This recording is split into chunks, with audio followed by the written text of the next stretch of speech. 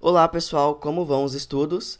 Vamos então para mais uma aula de preparação para o Enseja. Hoje nós vamos falar sobre interpretação de gráficos, mais um assunto muito cobrado que vai cair na sua prova. Então vamos lá pessoal, vamos começar a nossa aula aprendendo o que são gráficos e os principais tipos. Então gráficos, eles são representações visuais. Eles servem para simplificar a interpretação, análise dos dados, eles facilitam a compreensão de padrões, tendências e relações entre os dados. Os principais tipos de gráficos que nós temos é o gráfico de linhas, o gráfico de colunas, o gráfico de pizza e o gráfico de barra. Os gráficos eles são muito cobrados no Enseja porque eles exigem de nós capacidade de interpretação e capacidade de análise. Então, para facilitar a nossa aula, nós vamos estudar agora um pouquinho sobre cada tipo de gráfico. Vamos começar então aprendendo sobre o gráfico de linhas. Então, o gráfico de linhas, muito cobrado no Enseja, é uma representação de dados onde os pontos são conectados por linhas retas. Ele é muito usado para mostrar mudanças, variações ou tendências ao longo do tempo ou em uma série de dados ordenados. Então, imagine a seguinte situação. Você é um pesquisador e você foi designado para coletar a temperatura média na cidade Alfa no primeiro semestre de 2023. Então, você montou uma tabela com os meses e com as temperaturas que você coletou.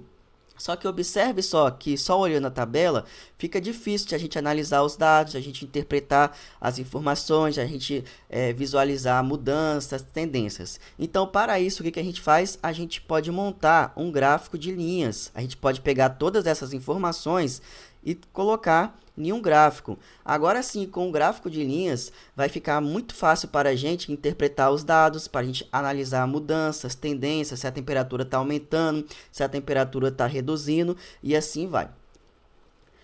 Com base nisso, na sua prova, com base no gráfico, o examinador ele pode fazer uma série de perguntas.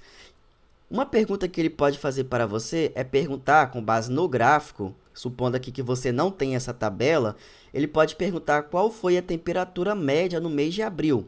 E como que a gente vai olhar qual foi a temperatura média no mês de abril? Você vai fazer o seguinte, você vai traçar aqui uma linha vertical, aqui no mês de abril, e depois você vai traçar uma linha horizontal em direção à temperatura. E tá vendo só? Você vai encontrar que a temperatura média no mês de abril aqui foi de 26 graus. Outra coisa que o examinador do Enseja gosta muito de perguntar é sobre variação. Então, ele pode perguntar, de abril para maio, houve uma variação de aumento ou de redução? Então, você vai olhar aqui, ó, de abril para maio. De abril para maio. A linha, ela está aumentando ou diminuindo? Está aumentando, né, pessoal? Nós estamos tendo aqui uma variação de aumento. Agora, observe aqui, de maio para junho, nós estamos tendo aqui uma variação de redução. Então, são coisas que o examinador ele pode perguntar sobre o gráfico de linhas. Agora, nós vamos praticar vendo algumas questões que já caiu no Enseja sobre o gráfico de linhas. Vamos ver aqui a primeira questão. Vamos ler e tentar entender. Uma indústria fabricante de máquinas agrícolas realizou um levantamento sobre a quantidade de unidades produzidas anualmente no período de 2006 a 2013 e sintetizou os resultados desse levantamento no gráfico. Então, aqui nós temos um gráfico que mostra a produção de máquinas no período de 2006 a 2013. Aqui nós temos os anos. E aqui nós temos as quantidades produzidas. E a questão pergunta, nesse período, por quantos anos a produção apresentou crescimento em relação à produção do ano anterior? Então, olha só, pessoal, de 2006 para 2007, nós temos aqui uma variação de redução, ou seja, a produção caiu. De 2007 para 2008, mesma coisa. De 2008 para 2009, se manteve constante. De 2009 para 2010, nós também temos uma queda. Agora, observe só, de 2010 para 2011, nós tivemos um crescimento na produção. De 2011 para 2012, nós também tivemos um crescimento. E de 2012 para 2013, nós também tivemos um crescimento. Então, respondendo aqui a pergunta, por quantos anos a produção apresentou crescimento em relação à produção do ano anterior, o gabarito correto aqui é a letra B, por 3 vezes, conforme nós analisamos e interpretamos aqui. Beleza? Próxima questão. No primeiro semestre de 2013, o tomate apareceu como vilão de alta de preços dos produtos agrícolas no Brasil. O gráfico mostra o resultado de uma pesquisa feita em uma cidade B sobre o preço do tomate, no período de janeiro a agosto de 2013. Então a questão pergunta: qual foi o período em que houve a maior variação de aumento no preço do tomate? Então, observe só, pessoal, a questão ela está pedindo variação de aumento. E observe que nós nem vamos sequer analisar essa parte aqui do gráfico, porque aqui nós estamos notando variação de redução. Então, nós temos que observar aqui esses 3 períodos e observar qual deles teve a maior variação de aumento. Para isso, basta você calcular, basta você fazer uma continha de menos. De janeiro para fevereiro, houve uma variação, então, de R$ 6,50 menos R$ 4,00. Isso vai dar aqui uma variação de aumento de R$ 2,50. De fevereiro para março, aqui então vai ter uma variação de R$ 7,50 menos R$ 6,50 de R$ 1,00. E aqui de março para abril, vai ter uma variação de 9 menos R$ 7,50, que vai dar R$ 1,50. Então, em qual período houve a maior variação de aumento? Nós estamos notando que isso aconteceu aqui entre janeiro e fevereiro. Por isso que o nosso gabarito aqui vai ser a letra A. Vamos continuar então a nossa aula agora aprendendo sobre o gráfico de colunas. Então, o gráfico de colunas é uma ferramenta visual que vai utilizar colunas de diferentes alturas para representar conjunto de dados e, com isso, vai fazer com que a gente tome decisões, faça comparações. Então, imagine só a seguinte situação. O seu José, ele tem um mercadinho e ele anotou, no primeiro trimestre de 2024, a quantidade de vendas que ele teve em cada mês. Então, aqui, por exemplo, nós temos o mês de janeiro e ele vendeu R$ 2.000 no mês de janeiro. E assim para fevereiro e para março. Só que o seu José, ele quer analisar essas informações, ele quer tomar decisões. E para isso, ele montou aqui um gráfico de colunas. Então, veja que aqui nós temos o eixo dos meses e aqui nós temos os eixos das vendas, dos valores que ele vendeu em cada mês. Então, isso vai facilitar o seu José a tomar decisões. Ele pode observar, por exemplo, que ele está tendo períodos de aumentos de vendas. Olha só, cada mês que passa, ele está vendendo mais. Então, são tipos de interpretação que a gente pode ter com os dados. Lá na sua prova, o examinador ele pode fazer uma série de perguntas. Ele pode perguntar, por exemplo, quantos reais seu Joaquim vendeu no mês de janeiro? Aí você vai vir aqui no mês de janeiro e você vai projetar aqui uma linha horizontal nos valores e você vai interpretar, você vai colher aqui de informação que no mês de janeiro ele vendeu aqui R$ 2.000. Outra pergunta que poderia ser feita é qual foi o mês que seu José vendeu mais. Então, você vai analisar em qual mês a coluna está maior. E isso acontece aqui no mês de março. Então, a resposta aqui, o mês que ele vendeu mais, foi no mês de março. Outra pergunta, quantos reais a mais seu José vendeu de fevereiro para março? Então, nós temos que analisar essas informações. Então, aqui no mês de março, nós estamos analisando que o seu José ele vendeu R$ 3.000. E aqui no mês de fevereiro, seu José ele vendeu R$ 2.500. Então, é só fazer uma continha de menos, R$ 3.000 menos 2.500. Nós vamos ter como resposta aqui que de fevereiro para março, seu José vendeu R$ 500 a mais. Então, vamos fazer aqui 2 questãozinhas para a gente ver como o gráfico de colunas pode ser cobrado na sua prova. A primeira questão diz assim: o gráfico apresenta os resultados de uma pesquisa sobre quantos CDs haviam sido comprados por um grupo de pessoas no último mês. E agora a questão pergunta: quantas pessoas foram consultadas nessa pesquisa. Então, olha só, pessoal, como que a gente interpreta esse gráfico. Nós temos aqui, ó, que, por exemplo, aqui na primeira coluna, nós temos que 2 pessoas compraram 2 CDs.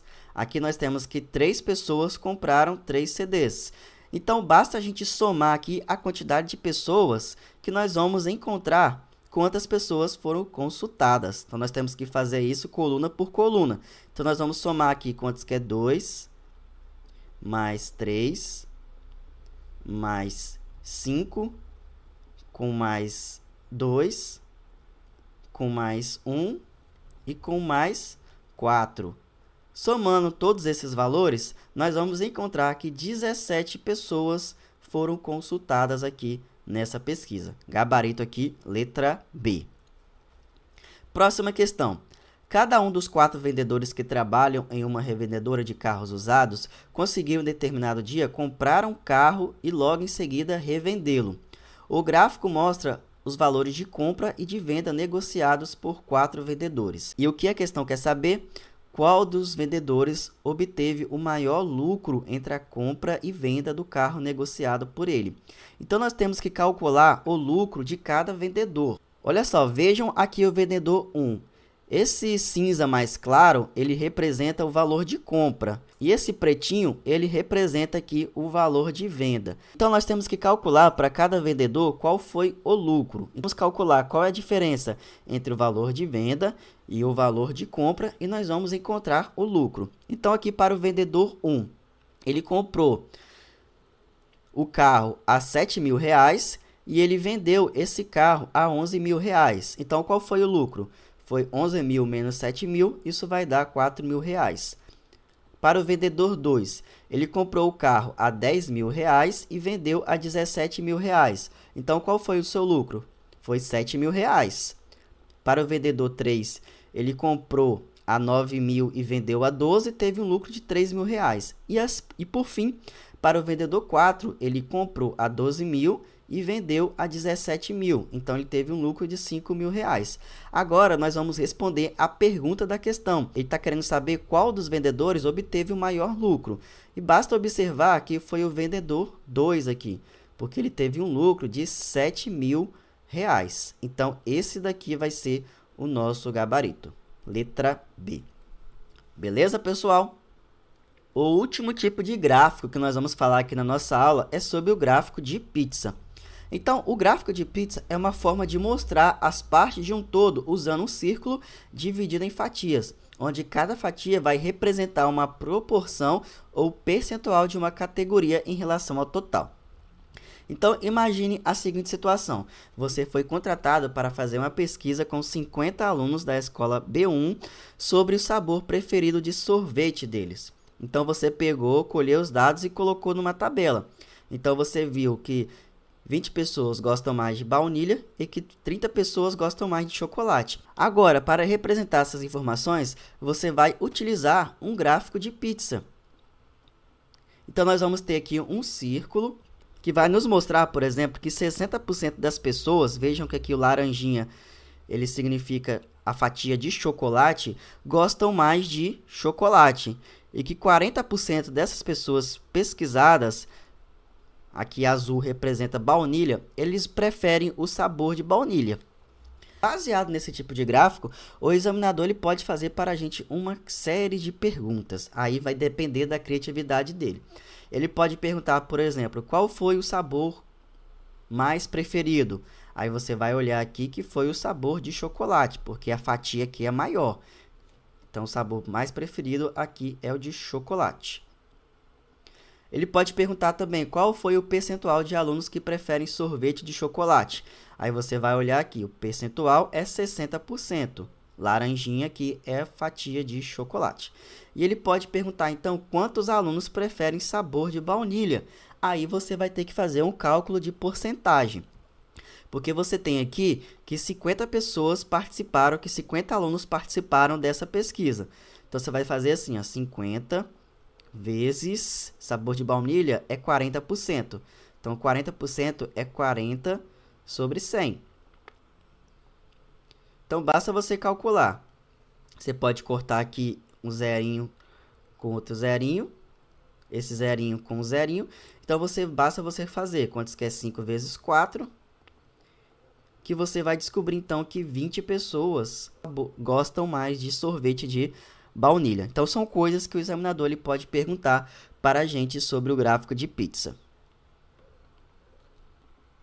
Vamos finalizar, então, a nossa aula vendo aqui uma questãozinha de gráfico de pizza que já caiu nos anos anteriores no Enseja. Então, vamos ler aqui e tentar entender a questão. Uma indústria, necessitando contratar mão de obra, elaborou um gráfico no qual apresenta a distribuição das 80 vagas que precisa preencher. Porém, ficou faltando especificar o percentual de vagas para operador de máquinas. E a questão pergunta: quantas vagas foram oferecidas para operador de máquinas? Então, veja, pessoal, que aqui nós temos um gráfico de pizza e cada fatia representa o tipo de vaga. Então, por exemplo, aqui 30% das vagas é para auxiliar de serviços gerais. E a questão nos informa que ficou faltando colocar aqui o percentual para operador de máquinas, que no caso é essa fatia aqui. Nós sabemos que o total da soma das fatias em um gráfico de pizza tem que ser igual a 100%. Somando fatia por fatia, tem que dar 100%. Isso em todo o gráfico de pizza. Então, nós estamos vendo que aqui nós já temos 30%, aqui nós já temos 10%, aqui nós já temos 10% e aqui nós já temos 20%. Então, somando tudo, nós vamos ver que nós já temos aqui um total de 60%. Então, 100 menos 60%, nós vamos descobrir que essa fatia aqui representa, então, um percentual de 40%. Agora, nós precisamos calcular quantas vagas são para operador de máquinas. Então, nós sabemos que essa indústria está oferecendo aqui um total de 80 vagas. E dessas 80 vagas, 40% são para operador de máquinas. Então, para a gente descobrir quantas vagas são para operador de máquinas, basta a gente calcular quantos que é 40% de 80. Nós vamos fazer quantos que é 80 vezes 40%. Que vai ficar assim, 80 vezes 40 sobre 100. E agora basta calcular. A gente pode cortar esse zero com esse zero com esse zero, que vai ficar 8 vezes 4. E 8 vezes 4 é igual a 32. Então, quantas vagas são para operador de máquina dessas 80 vagas? Isso dá aqui um total de 32 vagas. Beleza, pessoal? Esse é um exemplo de como pode cair gráfico de pizza na sua prova.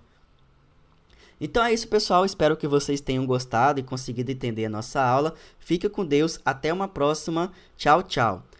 Eu vou deixar também uma lista de exercícios para vocês estarem praticando. Então reveja essa aula quantas vezes forem necessárias e façam muitas questões.